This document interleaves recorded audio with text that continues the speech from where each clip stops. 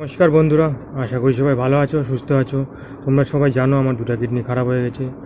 যখন আমার বয়স ছিল 26, তখনই আমার দুটো কিডনি খারাপ হয়ে গেছে। তখন আমি জানতে পারি, তার আগে আমি বুঝতে পারিনি বা জানতে পারিনি। তোমরা সবাই জানো। বাট আমার কিডনি খারাপ হয়েছে কীভাবে সেটা নিয়ে আবার তোমাদের সাথে কিছু বলবো। আগে ভিডিও বানিয়েছি, তোমরা দেখেছো অনেক, তোমরা আমাকে সবাই ভালোবাসা দিয়েছো, সাপোর্ট করেছো, তার জন্য অনেক ধন্যবাদ তোমাদেরকে। আমি বুঝতে পারলাম কীভাবে আমার দুটো কিডনি খারাপ হয়েছে। আমার বয়স যখন 26 বছর প্লাস, 26 বছর কিছু মাস হবে, তখন আগে তো আমি বিন্দাস ঘুরে বেরিয়েছি, বিন্দাস চলছে, বুঝতে পারো ইয়ং বয়সে, মানে কলেজে পড়তাম, ঘুরে বেরিয়েছি।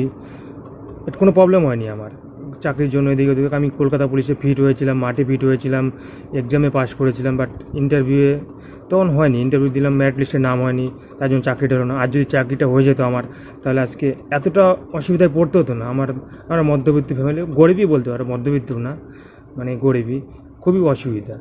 একটু গ্রামে বাড়ি, একটু জমি জায়গা আছে 5-7 বিঘা, তার জন্য মানে জমি জায়গা বিক্রি করে আমার ট্রান্সপ্লান্টের জন্য যেতে পারছি না, সেটা হয়তো তবু করতে পারতাম না।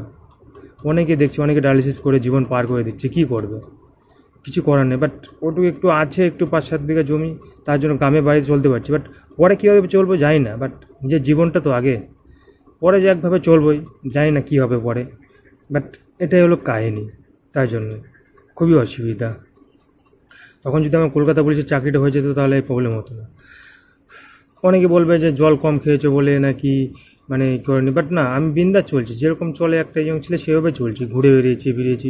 বাট লাস্টে আমার নেভিতে যখন চাকরির জন্য গেলাম, আবার মোটা মেডিকেলে গিয়ে আমার ধরা পড়েছে। হয়ে গেছিলো ওটা তোমার নেভিতে জানো, তোমার কোর্স করতে হয়, অনেক কোর্স সব করেছি, টাকা পয়সাতে সব কোর্স টোর্স করা হয়ে গেছে। তারপরে যখন মেডিকেল করতে গেলাম, আগে মেডিকেল লাগে, মানে মেডিকেল করতে হবে। মেডিকেলে গেলাম, মেডিকেলে গিয়ে তখন বুঝতে পারলাম। বাট তখন নর্মাল ছিল, আমার যে বিপি হাই, সুগার আছে, সুগার নেই, বিপি হাই নাই, কোনো কিছু না, নর্মাল ছিল তখনও। ওখানে বিপি মাপলো, সব কিছু করলো নর্মালি, কোনো ব্যাপার না। বাট শুধু হিমোগ্লোবিনটা কম ছিল। বাট সেটা সেরকম যে খুব কম সেটা না, 9.5, তোমরা জানো সবাই, 9.5 ছিল, 9 পয়েন্ট, মানে 9.5 ছিল। বাট তো ওখানে বললো যে রিমেডিকেলের জন্য পাঠালো আমাকে, যে বললো হিমোগ্লোবিনটা বাড়িয়ে তারপর আবার এসে চেক করতে, এমনি সব নর্মাল আছে, ঠিক আছে। ওখানে তো আর কি টেস্ট করে না, ছবি টবি করে না। তো ওটা করলাম, তারপরে বাড়িতে আসলাম জানো, তারপরে ভিটামিন খেলাম। হিমোগ্লোবিন বাড়ানোর জন্য সাধারণ মানুষ কী করে, ভালো মন্দ খায়, ভিটামিন খায়, তার জন্য একবারে কম থাকলে ব্লাড চড়াতে হয়। আমি ব্লাড চড়ানোর জন্য ডাক্তারবাবুকে বললাম, তারপর আমি ডাক্তার দেখালাম, ডাক্তারবাবুকে ব্লাড চড়ানোর জন্য বললাম, করে না, হুট করে তো একজনকে ব্লাড দেওয়া যায় না। তো কিছু ওষুধ দিল, তারপর কিছু রিপোর্ট করতে দিল। বাট আমি কি ওখানে গ্যাবলোতে করছিলাম, বাস্তব কথায় আমি ডাক্তারকে দেখালাম, গ্যাবলোতে করে রিপোর্ট করতে 3-4 হাজার টাকা লাগবে, তার জন্য আমি করলাম না। হিমোগ্লোবিন কম শুধু, আবার আরেকটা ডাক্তারের কাছে সাজেশন নিলাম, সে বললো হিমোগ্লোবিন কম শুধু তো ভিটামিন খেলে ঠিক হয়ে যাবে। তার জন্য আমি ওই রিপোর্টটা তখন করিনি। তখন যদি আমি রিপোর্টটা করতাম, হয়তো তখনই আমি জানতে পারতাম যে আমার এই প্রবলেমের জন্য আমার ব্লাডটা বাড়ছে না, জানি না, করিনি। তারপরে ভিটামিন খেলাম, 1 মাস পরে রিপোর্ট করলাম, ব্লাডটা বাড়ছে, কিন্তু তখন 10.3 আসলো, মানে 9.5 থেকে 10.3, তো বাড়ছে, ভালো কথা। তখন তুমি কি করে বুঝবে বলো যে ব্লাডটা যখন বাড়ছে তাহলে ঠিকই আছে সব।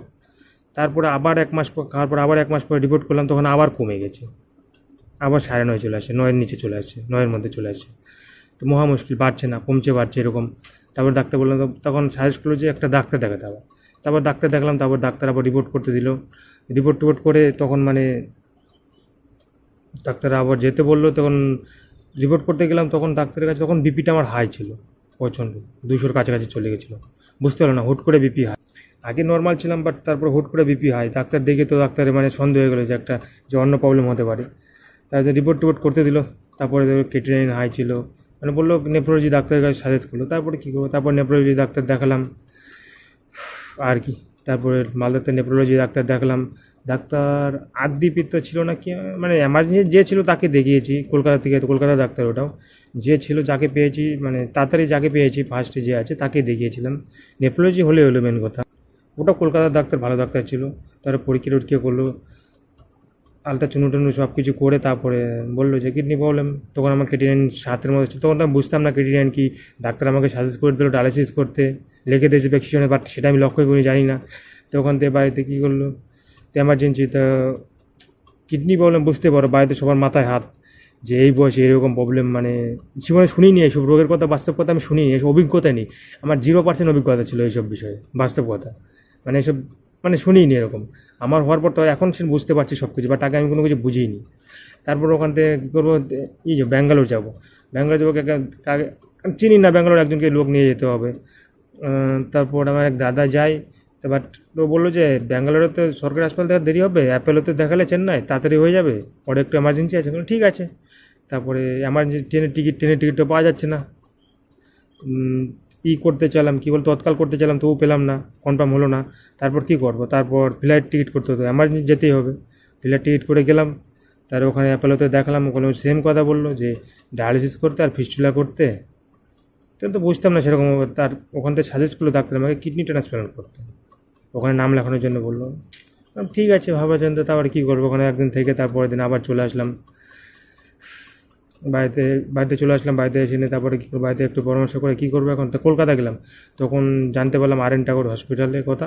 তখন আর এন টাগোর হসপিটালে গেলাম, ওখানে গিয়ে প্রতীক দাস ভালো ডাক্তার, তো সেখানে গেলাম, তাকে দেখলাম। তারপরে সে সাজেস্ট করলো যে ডায়ালিসিস করতে হবে। তখন আমাকে ট্রেন অনেকটা বেড়ে গেছে, 16 মতো সামথিংও চলে এসছে, 16 কাছাকাছি চলে গেছে, বুঝতে পারো।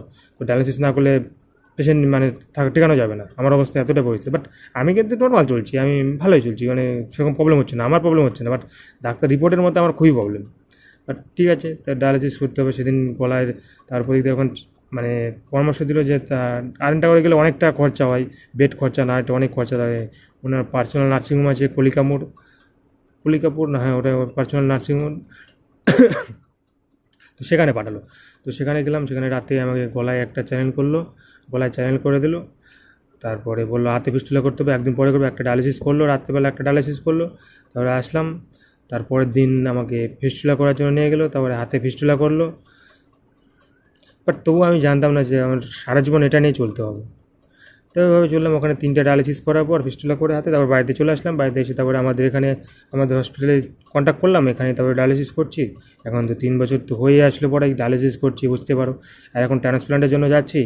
আমার ট্রান্সপ্লান্টের জন্য হয়ে আসছে কাছাকাছি, কত দূর আসছে আমার কাগজপত্র তো সামনে ভিডিওতে বলবো।